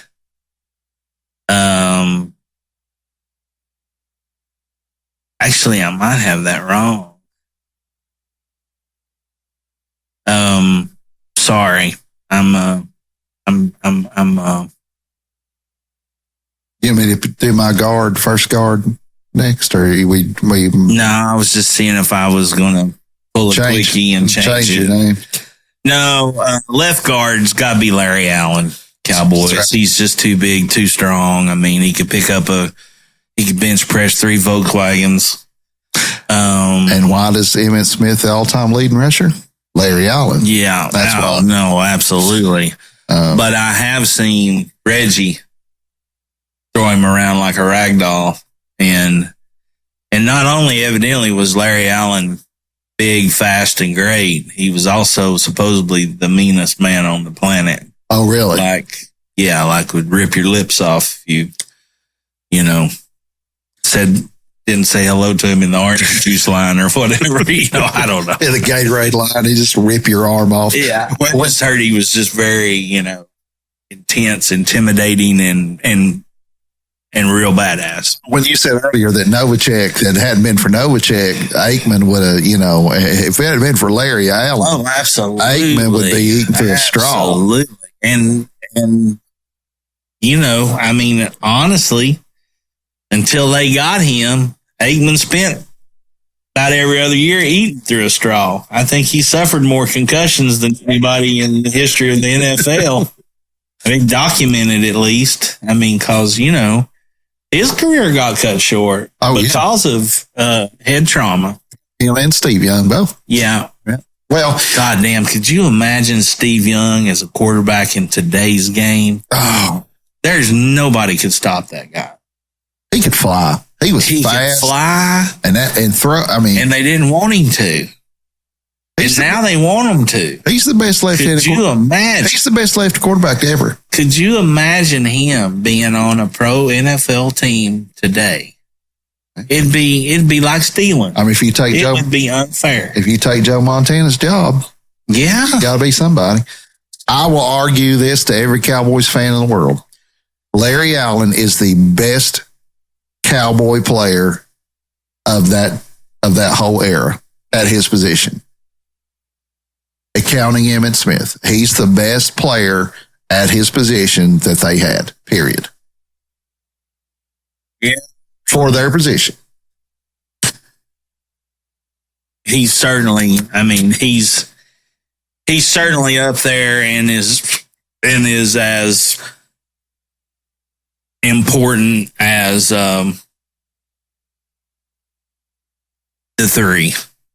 Oh, sure. Irving, Aikman. Yeah, he enabled the three to be the three. Yeah. And that's why I picked him. I think this is a great name. I just typed it in, but somebody that we didn't really, I didn't think of, but when I see the name, I'm just like, holy shit, and you could have probably went real old school. But another players that played that position was, John Hanna with the Patriots. That's my other guy. Okay, there you go. Good pick. Yeah. Jerry Kramer with the Packers on the frozen tundra of Lambeau Field. You could also have remember that name, Randall McDaniel, with the Vikings. Yeah, that's who I had written down. I mean, even though he's a Cowboy. Yeah. Well, he couldn't help who he played for. Yeah. It's not like he picked the Cowboys to play. Yeah. They picked him. Who you got at the right spot? You said John Hanna. John Hanna. Yeah, tremendous talent. Pro Football Hall of Famer. I think he played 14 years with the Patriots. Sucked. Oh gosh, when they were terrible. Well, they had one good year, 85, and then they ran into the Bears. 45-7. 46-7. Was it? Was it 46-10? Well, it was 46. The only reason I remember it is because they played the 4-6 defense. Oh, that's right. It's 46. It happened to be that final score was 46 for the Bears. And I always thought that was the coolest thing ever. It was 46-10. But yes, that was embarrassing. And when they had Steve Grogan at quarterback. Or no. Yeah. Was it Grogan or Morgan? I think it was Grogan. Who was the other? Stanley Morgan is. Now, but the other quarterback, wasn't there a Craig Morgan at quarterback? 1985 Patriots roster. Who was the quarterback? I think it was Grogan, wasn't it? Or am I just imagining? At any rate, if it was Steve Grogan, he had the longest neck. Steve Grogan and Peyton Manning. Yeah. In the NFL history. He had a neck looked like it was that long. He did. Tony Eason was on that team. I think he wore a neck roll. I think Grogan wore a neck roll. I think he did. I think Tony Eason was a starter. Okay. There was a guy named Franklin. I think Eason was a starter. Tony Eason. Okay. For that game. But I think Stanley Morgan was on that team. He was. John Hanna, of course. Craig James is running back. That's where I'm getting. Stanley Morgan. Tom Ramsey was a quarterback. Never heard of him. Yeah, Craig James was the other badass running back from SMU with Dickerson. Oh, back in the day. That's right. Yeah. All right, so John Hanna. That's how I got. I had my right guard. I had Russ Grimm. I love Washington. Grimm and Butts side by side. The Hogs. 3-time Super Bowl champ, 4-time Pro Bowl, 4-time first team, all 80s team, all 90s team, and it says here as a coach. Oh yeah, Russ Grimm's been a coach for a long time. Was a Super Bowl champ as well, so he's got 5. Yeah, he's been an assistant for a long time. He came up a lot for head coaching positions. I don't think he ever got one. Grimm. But it had Grimm. Butts was the other one. I guess he was the tackle. I remember that was the Hogs, and that was when Riggins was there and all that. You had Russ Grimm, you had Butts, Grimm, and Pat Lachey, and Joe Jacoby. That was your line. That's right. And Jacoby they averaged like 6'9". They averaged like 340. Yeah. So crossing. Big guys. And interesting true fact, we were talking about LT and how much he changed the game in his presence. He is the reason he is the reason for the single back offense. And Joe Gibbs was the creator of that. Really? Yeah. They pulled in, they would sometimes run up to 3 tight ends just so they could block Lawrence Taylor. Yeah. I don't blame him. And had a single running back. That was right around the same time that Reagan scored 24 touchdowns in the season.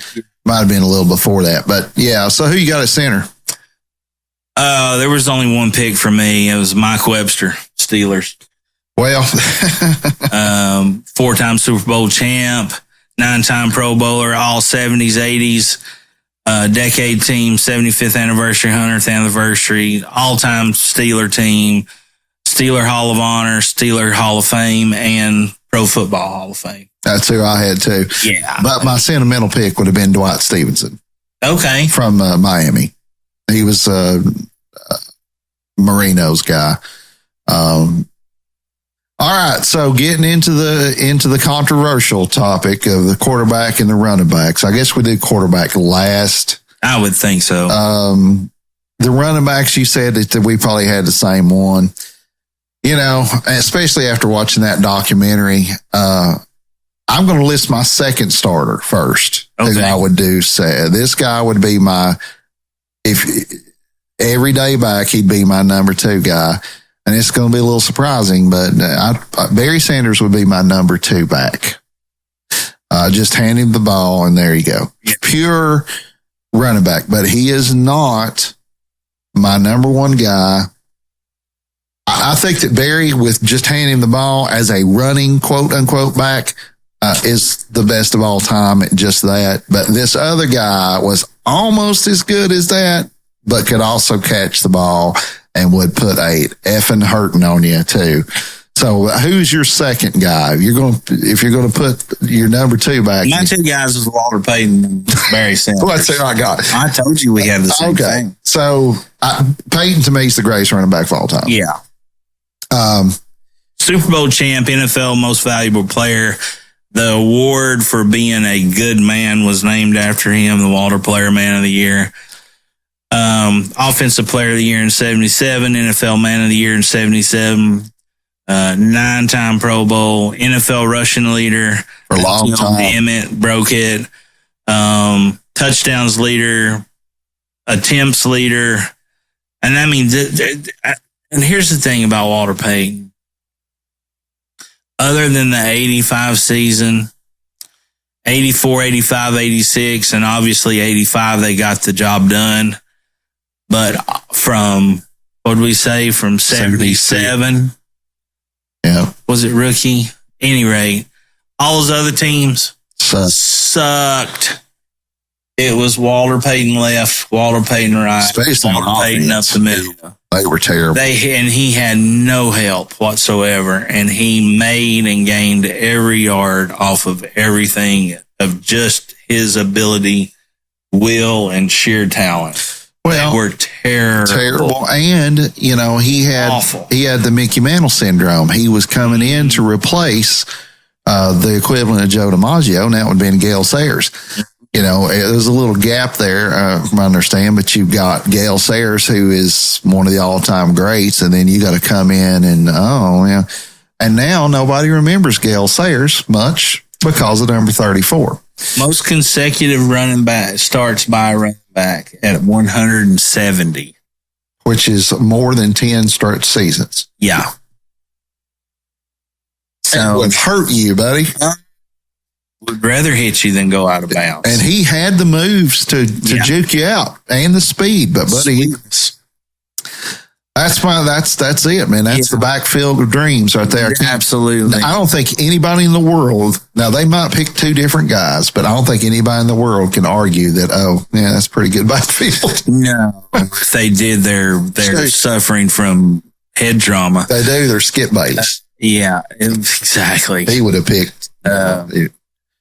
Barry was NFL MVP in 97, 2-time Offensive Player of the Year, Rookie of the Year, Offensive Rookie of the Year, 10-time Pro Bowler, 4-time NFL rushing yards leader, NFL rushing touchdowns leader in 91, all 90s team, 100th anniversary all-time team, all rookie team. Obviously the number 20's retired in Detroit, Heisman Trophy winner.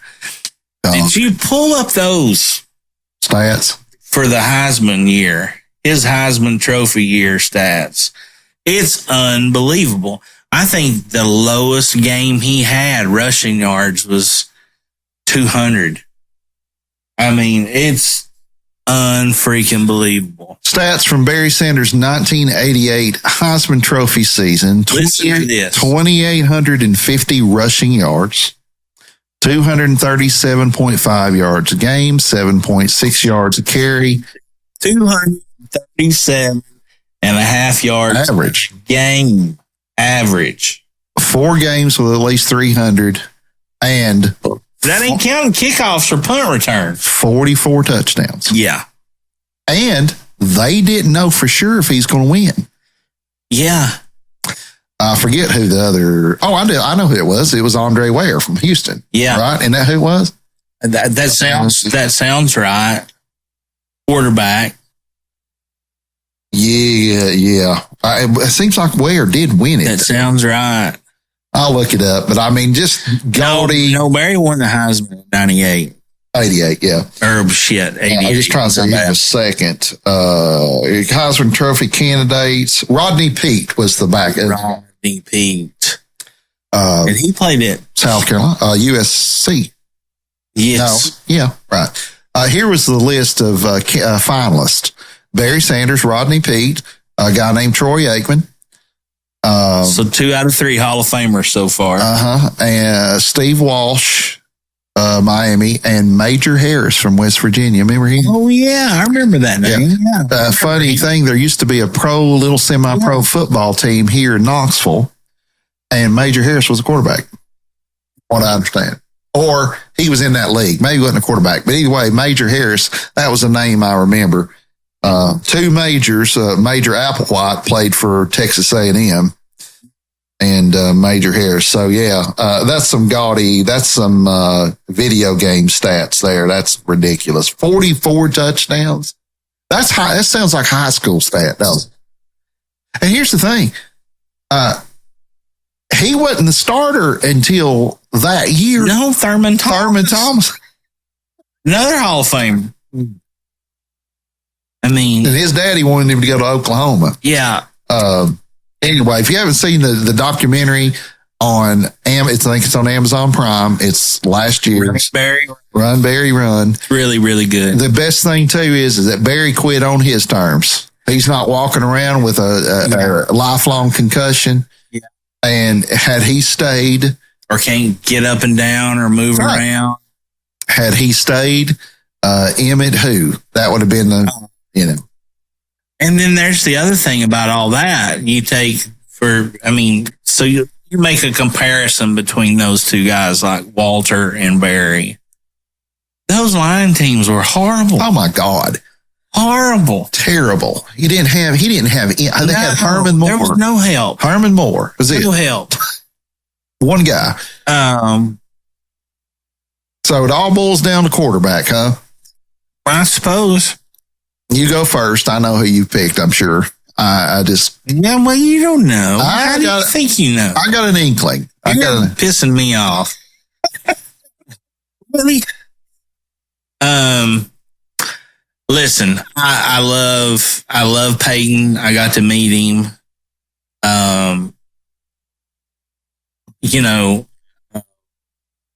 Have nothing but the utmost respect for him. But it's got to be Brady. Yeah. I just can't. I mean, if I'm picking Derek Jeter as my shortstop, oh yeah, you know what I mean. I'm picking the best. Yeah, and you can't argue with the success. You can't argue with the 7 rings. That's an untouchable stat. That's never happening again. I don't think so. I couldn't imagine it, but who knows? I don't think so either. 7 Super Bowls, 3 MVP awards, 5 Super Bowl MVPs. which I think that's kind of, I don't know how special that is anymore. Well, 5 means you had to go to 5. Well, no, that's totally special, but a quarterback winning it. Oh, yeah. It's pretty average, right? I was really happy that they gave it to Edelman that year. I didn't think they would. Well, because your quarterback always wins it. Right. Well, they did that with Montana and Rice one year. Right. And so if there's not just that standout performance, quarterback's going to win. That's right. That's right. That's what I'm trying to say. 15 Pro Bowls, passing touchdown leader, yards leader, 5 times, 4 times, 2-time passing rating leader. Just, you want me to sit here and read for 30 minutes? It's just. There's no question that Brady doesn't mean anything about loyalty with Peyton being a Vol or. No. Or any of that, but it's Brady. Yeah. And for me. Well, and you can't go wrong with that. I mean, you cannot argue with the results. If you're going with and I guess that's all you can go on really is results. I mean, the guy is it. I hated Dale Earnhardt with a passion. Yeah. But if I was going to start a race team, start with that guy, yeah. It wouldn't, it would have been him. Well, sure. Yeah. And then it would have been Davey Allison. You know what I mean? But just had to keep him away from helicopters. Oh, I can't believe that. I remember I know where I was when that happened. Oh, yeah. I was with you. Maybe. It was at that house on Ruggles when that happened. That's right. That's right. So quarterbacks, I got to think about this while we were talking too. I picked Peyton. Maybe a little bit of homer in me, but I think that Peyton changed the game. I think that being that general, hey, I watched the Brady game, watched a lot of them. I mean, a lot of them. Well, look at the longevity of his career. Well, hell, yeah. I mean, Brady beat up on seasons or what? I mean, it's unreal. But as far as just everything else being equal, I'm starting a team with a quarterback. I'm picking Peyton Manning. Now, did he win as many Super Bowls? No. And he fucking blew one. So, should have had 4. Should have had 4. Brady's got 7. Can't argue with that. I was thinking about Marino. Marino might be the purest quarterback. Like, if you're going to pick a prototype, it's Marino. Like, he was throwing 5,000 yards when nobody was doing that, right? Yeah, he put Miami in the Super Bowl by his damn self. Okay. But I think that right, all-time single season leader in touchdowns. I was never a Marino guy. Mm-mm. I was never a real Dolphin fan or anything like that. But, sit back and think about it. That also ought to tell you how tough it is when you hear all these players saying how tough it is to get there. Oh, yeah. Somebody as great as Marino and could only get there once. Well, right. And you can thank San Francisco and Dallas for that because they were just dynasties, effectively. And then you can think about players like Bradshaw and Montana, if they played in this era where they are protected as much as that. Joe Montana suffered a punctured fucking lung. That guy's got more screws in him than the Ace Hardware down here on the highway. Yeah, if you put Marino and these guys in a position where they can't be touched, and Marino throws for 7,000 yards. I mean, he tore apart. You said this, the best defense of all time. Absolutely, only one to beat them. But I hated Brady for a long time because I hated the Patriots and whatever. I didn't like them for a long time. But you know what? I can't argue with it. Some bitches, and you know what? These some bitches a class act too. I want to come up with bad things to say about Brady, but I can't really. I just think that overall skill set, total skill set, command of the field, Peyton was better. If Peyton had played for Belichick, I think you just take the rings off of Brady and you put them on Peyton. I don't think there's any drop off there whatsoever. If you take Brady, however, I don't know. He proved me wrong with the Tampa Bay thing. Those are my 1 and 1A guys. I'm not going to be disappointed with either. That's one of the things that stood apart as well. You know, Peyton went to Denver and got a Super Bowl. First one to win one with Thank two. God they had that defense.